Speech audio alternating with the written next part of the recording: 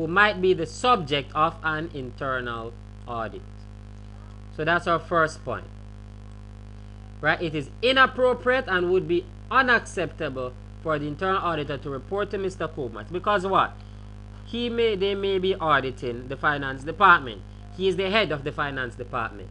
So a divisional director, it would not be appropriate, and it would also be unacceptable for him to be the one that the internal auditor reports to. The reasons that he has put forward in favor of his request are spurious. All of Mr. Kumas' information and expertise would be available to the internal auditor in any event, with or without his oversight in the function. Right? Reporting to Mr. Kumas would be a clear threat to the independence of the internal auditor, as he or she would need to be objective in auditing the accounting and finance department. The advice from relevant codes and guidelines would also strongly counsel against Mr. Kumas' proposal.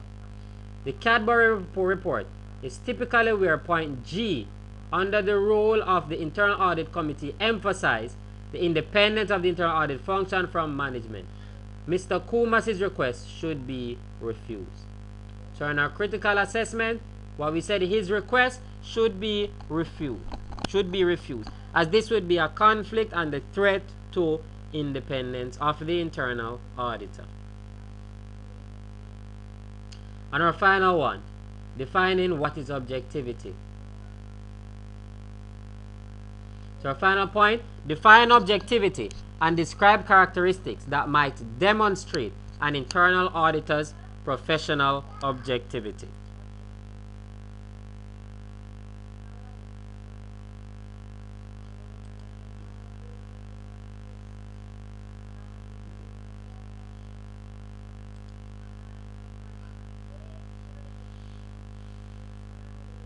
Okay, so let's look at that. What's objectivity? Let's define it. Objectivity is a state or quality that implies detachment, lack of bias, not influenced by personal feelings, prejudice, or emotions. So this is our definition of objectivity. It is a state or quality that implies detachment, lack of bias, not influenced by personal feelings, prejudice, or emotions. It is a very important quality in corporate governance, generally and especially important in all audit situations where, regardless of personal feelings, the auditor must carry out his or her work objectively with the purpose of the audit uppermost in mind. Now, the IFAC Code of Ethics explains objectivity in the following terms. It says, fear and should not allow prejudice or bias. So in clause 16 it says, objectivity is defined as fair and should not allow prejudice or bias, conflict of interest, or influence of others to override objectivity. It thus follows that characteristics that might demonstrate an internal auditor's professional objectivity will include fairness and even-handedness, freedom from bias or prejudice, and the avoidance of conflicts of interest. Example, by accepting gifts, threats to independence, etc. The internal auditor should remember at all times that the purpose is to deliver a report on the systems being audited to his or her principal. In an external audit situation, the principal is ultimately the shareholder, and in internal audit situations, it is the internal audit committee and then ultimately the shareholders.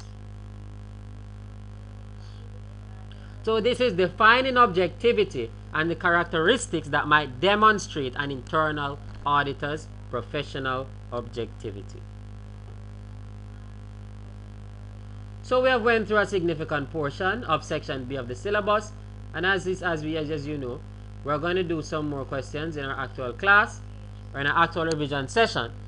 So now that we have covered 2 questions on internal audit and control, we will continue in our actual session. So please remember, replay the tape to ensure that you have covered all of what we have just done. And also, what is required of you is that you do your revision on the 4 main core areas under section B of the syllabus. So I put it back here. So please ensure you cover all 4 of these areas. Please ensure you cover all 4. Management control systems in corporate governance, internal control, audit and compliance in corporate governance, internal control and reporting, management information in audit, and internal control. Right? So these are the core areas that you must cover.